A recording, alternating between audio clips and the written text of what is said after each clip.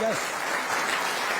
I have to begin tonight by talking about the NatWest Coutts saga. As we know, Dame Alison Rose, stood down yesterday. And this morning, we got the announcement that the Chief Executive Officer of Coutts Bank, one Mr. Peter Flavel, had resigned as well. Another senior bank director gone. But don't say I didn't warn you. After my account was closed down without any reason given, I contacted Flavel as the boss to say, what the hell's going on? I've been with this banking group for 43 years. I've never caused you any problems. He didn't even have the courtesy to give me a reply. He just got a senior staff member to ring me. A few weeks later, in early May, I sent him this email, which you can now see on your TV screens. And I said, thank you for getting Camilla Stoll to contact me, etc. I said, at the moment, I can't find any bank accounts, and therefore, on the day that you close me out, I will turn up at the bank with a security van and collect the money in cash from you. I look forward to meeting you. Now, if that wasn't a warning, that unless we sorted something sensible out, I was going to go public, I don't know what is. And yet, do you know what? He chose to ignore me. Whether he underestimated me, whether, frankly, he's so rich and arrogant, he simply couldn't care less, I don't know. But it strikes me as being right that he has gone. He's treated me as a customer with total and utter contempt. I wonder how many others are in the same category. Tomorrow morning at 7 a.m. we will get the NatWest half-yearly figures. The banks, you know the ones that you, the taxpayer, bailed out when they were in trouble because of their greed and stupidity.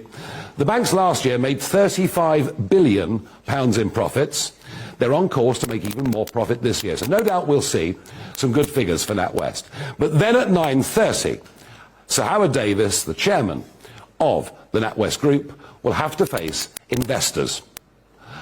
I would reckon there'll be a number of investors not very happy with his performance, not very happy with that astonishing statement that we saw on Tuesday, where they said, yeah, you know what, Alison Rose has broken the most basic principle of banking, but we stand behind her decision, only to reconvene another board meeting 6 hours later and to get rid of her. His job is to ensure the good governance of the bank. I'd be very surprised if he survives tomorrow. But this is broadening out way beyond Coutts and NatWest, because today Barclays Bank put out their figures and they had an investor call, and every single question that was faced with the directors was about debanking and the banking scandal that I'm involved in. This industry is starting to run scared, and you know what? So it should. Rather than just being banks, this illness, this disease has swept through corporate Britain. Woke corporatism. Suddenly, they're all about values. They're all about showing the world what lovely people they are. They're all about telling everybody how inclusive they are, provided, of course, you agree with them. If you don't agree with them, you are excluded, you are abused, you are excommunicated. Press in the last few days is waking up to this. Banking should be about banking, not becoming the moral arbiters for everybody else. But in their haste to get rid of people, and in their desire to close cash out of the system, they have gone around this country and closed down the accounts of tens of thousands of innocent people. None of the big-time international drug money launderers get caught, but men and women all around this country have been horribly and unfairly treated.